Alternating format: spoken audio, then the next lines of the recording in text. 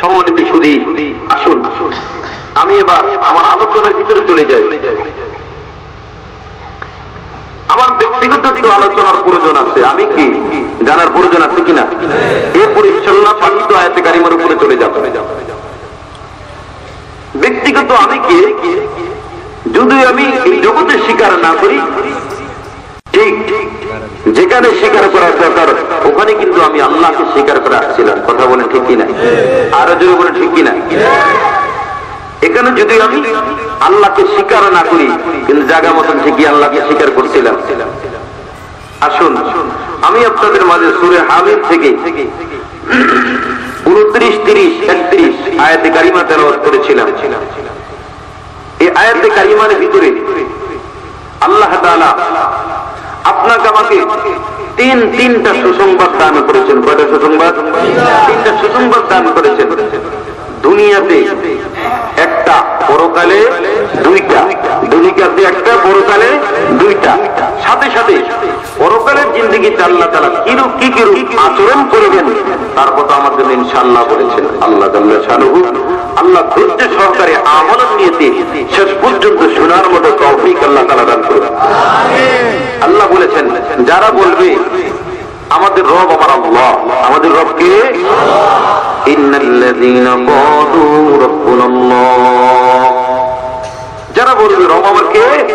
আল্লাহ, সুম্মা ইসতাকামু, এই কথার উপর অটল অবিচল থাকবে, তাতানাজ্জালু আলাইহিমুল মালায়েকা, আল্লাহ পাক বলেন অগণিত ফেরেশতা আমি আল্লাহ তোমাকে রিসিপশন করার জন্য নাজিল করিয়া দেই। আর জোরে বলে সুবহানাল্লাহ। تتنزل عليهم الملائكة ألا تخافوا ولا تحزنوا وابشروا بالجنة التي كنتم توعدون।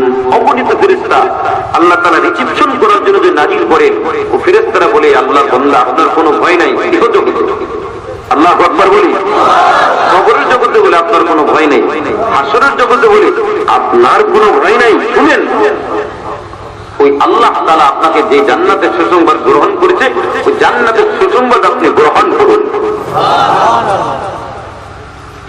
রাজি আছেন ইনশাআল্লাহ? হ্যাঁ, আল্লাহ তাআলা তৌফিক দান করুন। আপনাদের মাঝে হাদিস পড়েছিলাম বুখারী মুসলিম থেকে।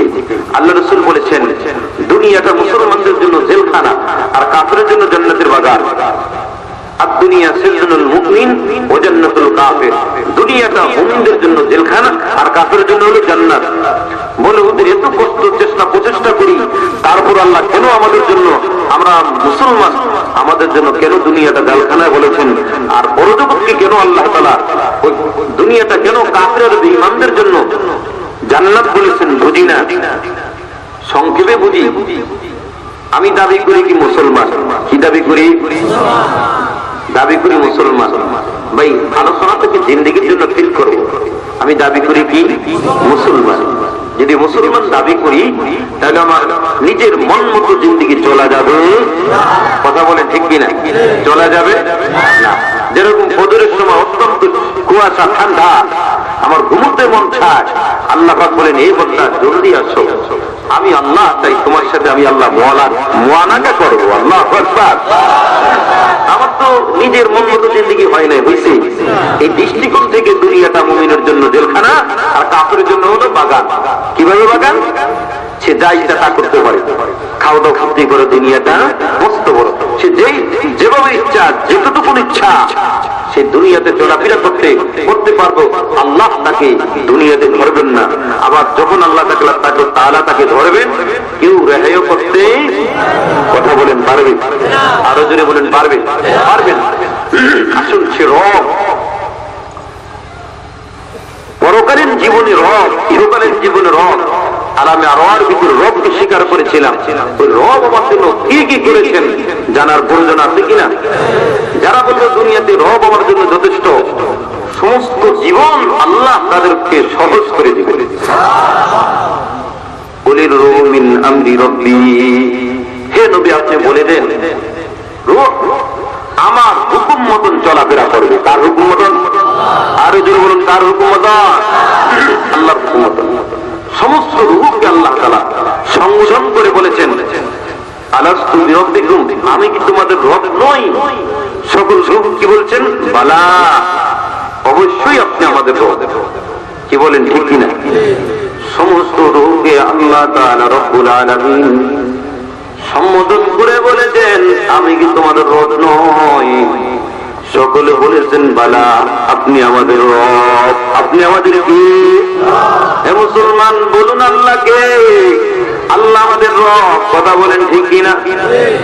ও বন্ধু, আল্লাহকে যদি পরিপূর্ণ রব মানা হয়, দিলের দ্বারা বিশ্বাস যদি করা হয়, পরকালকে যদি বিশ্বাস করা হয়, পরজগৎকে বিশ্বাস করে মুমিন রবের হুকুম মতন দুনিয়াতে যদি চলাফেরা করতে পারি, আমার আল্লাহ পাক বলেন, মুমিন মৃত্যু হইতে দেরি হয়, আমার জান্নাতে যাইতে কোনো দেরি নাই।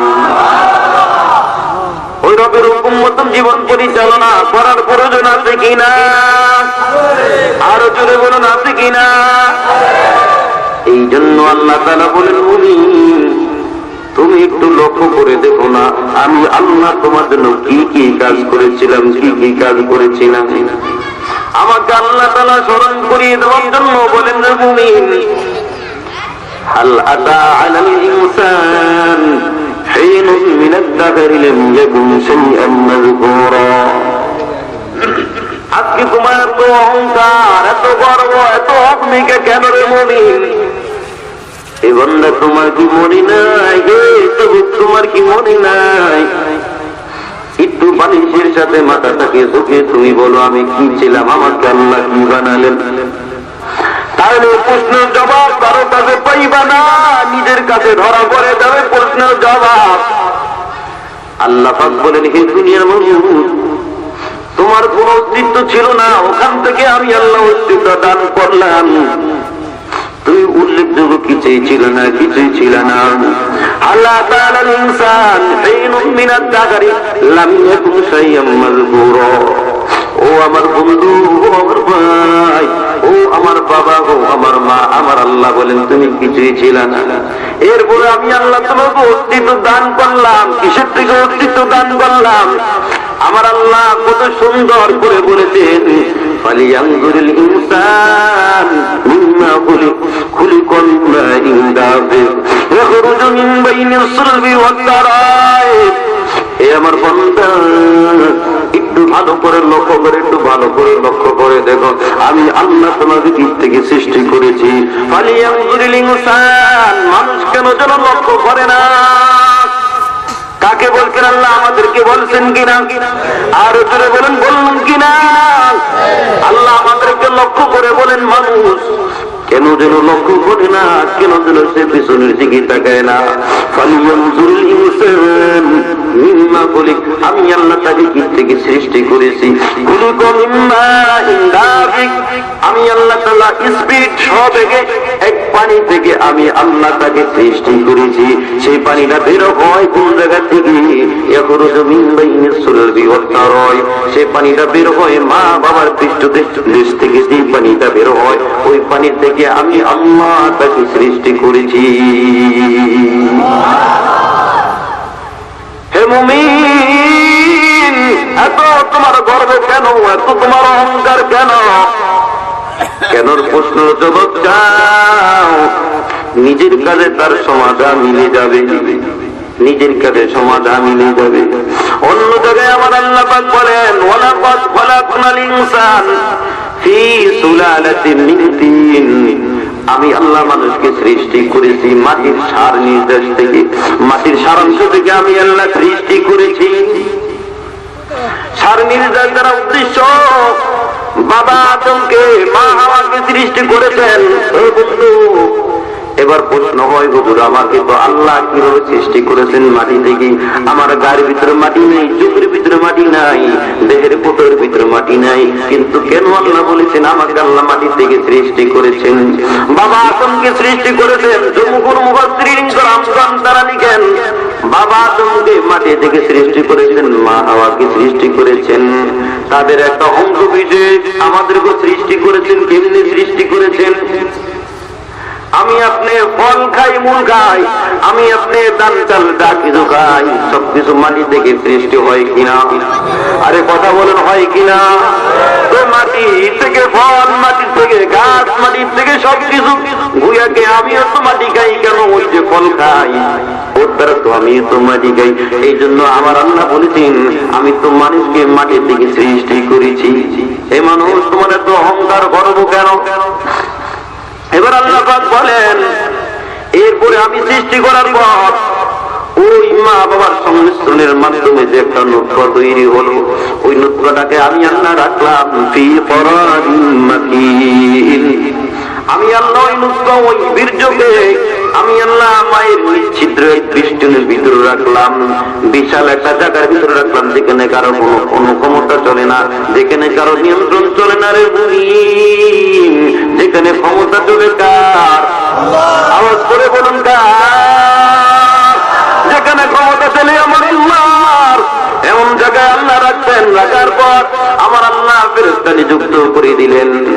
একটা দাউদ দেয়, ফেরেশতা আল্লাহর সাথে মাশওয়ারা করে এবং একটু চিন্তা করে ভাই আমাকে আল্লাহ কিভাবে সৃষ্টি করেছেন?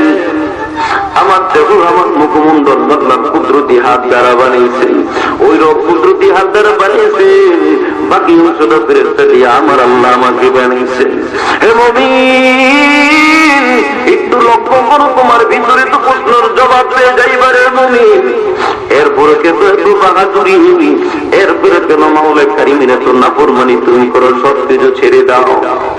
এবার আল্লাহ নুতফাকে রাখলেন, নুতফাটাকে আল্লাহ তাআলা একটা রক্ত বানালেন। একটা রক্ত বানানোর পর এরপরে আল্লাহ তাআলা একটা গোশতের টুকরা বানালেন, মধুবা গোশতের টুকরা বানানোর পর এইবার আল্লাহ তাআলা কুচি কুচি হাড় বানালেন। কুচি কুচি হাড় বানানোর পর আল্লাহ তাআলা কুচি কুচি হাড়ের উপর গোশতের আবরণ দান করলেন। জোরে বলেন সুবহানাল্লাহ। আল্লাহ তাআলা বলেন এতগুলো দেওয়ার পর system by system, system by system, ধারা বাই ধারা, একের পরে এক করার পর আমি আল্লাহ এবার গোশতের যখন আবরণ দিলাম, এরপরে আল্লাহ তাআলা বলেন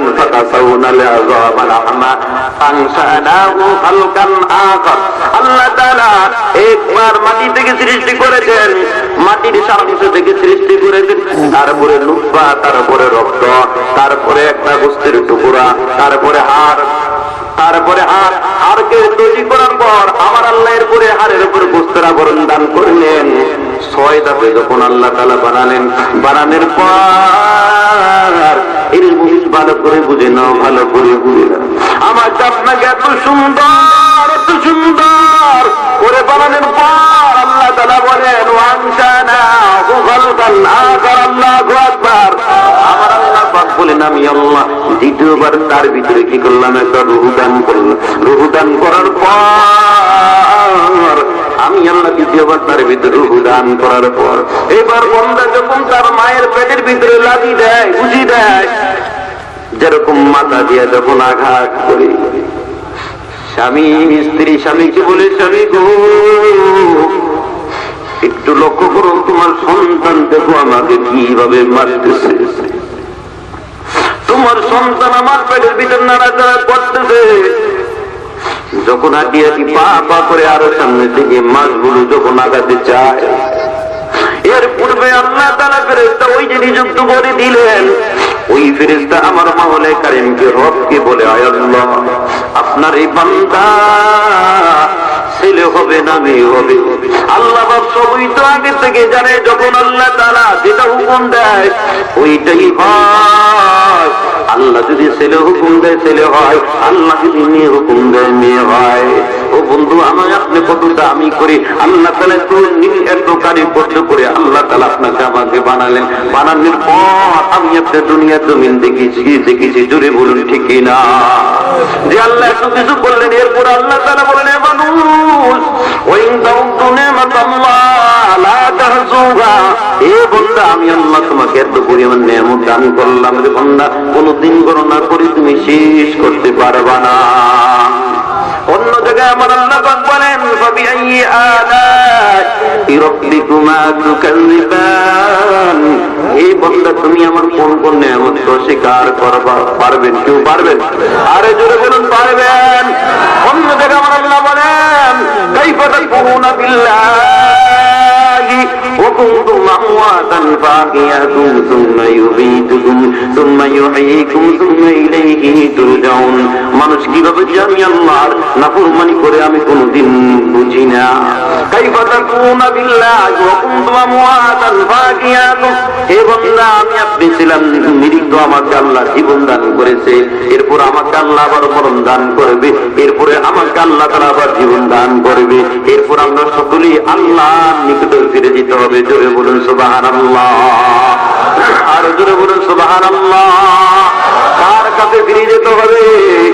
আর জোরে বলুন কার কাছে ফিরে যেতে হবে? আল্লাহর কাছে ফিরে যেতে হবে। এক রেওয়ায়েতে আল্লাহ বলেছেন ইলাইহি ইরজাউন, আর এক রেওয়ায়েতে আল্লাহ বলেছেন ইলাইহি তুরজাউন। এই বান্দা অবশ্যই অবশ্যই আমি আল্লাহর নিকটে তোমাকে ফিরে যেতে হবে। ও বন্ধু, আল্লাহ তাআলা এত সুন্দর সুন্দর এত দামি করে আমাকে বানাইলেন, অন্য দামি করে কোনো কিছু বানায় নাই, কোনো কিছু বানায় নাই। আমার আল্লাহ জাল্লা শানুহু ওয়া মানাওয়ানুহু সূরা ৩ এর ভিতরে বলেছেন লাকাদ খালাকনাল ইনসানা ফি আহসানি তাকওয়িম। আল্লাহু আকবার। একদিন বাচ্চা নবীর স্ত্রী বললেন আমি তাদের চেয়ে সুন্দর।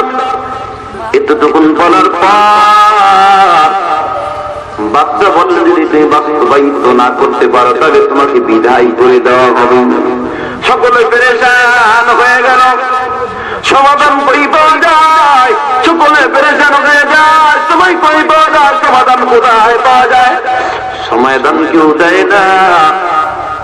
তদানীন্তন যুগে আল্লাহর একজন পাগল ছিল, তাকে বলতে সকলে পাগল, সকলে পাগল। আসলে তিনি পাগল না, আসলে তিনি পাগল না, আসলে তিনি আমার মালিকের পাগল আল্লাহ। তিনি কার পাগল? আর জোরে বলুন কার পাগল? রহমাতুল্লাহ আলাইহি বললেন সমাধান যেহেতু কেউ দেয় না, আমার কাছে অবশ্যই তার সমাধান আছে। বলে সমাধান কেমনি? সমাধান দাও। বলে আগামীকাল মাগরিবের নামাজ আমরা জামাতের সাথে পড়বো, ঠিক কিনা বলি? আরে জোরে বলুন ঠিক কিনা? যখন মাগরিবের সময় নামাজ জামাতের সাথে পড়বো, নামাজের ইমামতি আমি করবো।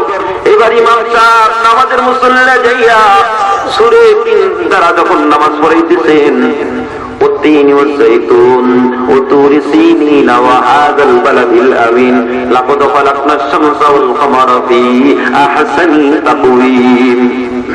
এতটুকু যখন বললেন চতুর্দিক থেকে লুকমা লুকমা লুকমা, কারণ সব ওলামায়ে কেরাম চতুর্দিক থেকে লুকমা কি না না লাকাদ খালাকনাল ইনসান ফি আহসানি তাকওয়িম। আল্লাহু আকবার। অর্থাৎ আল্লাহ তাআলা সুন্দর সুন্দর করে, সবচেয়ে সুন্দর করে আল্লাহ তাআলা মানব জাতিকে তৈরি করেছেন। কিন্তু এখানে তুমি কেন বললা লাকাদ খালাকনাস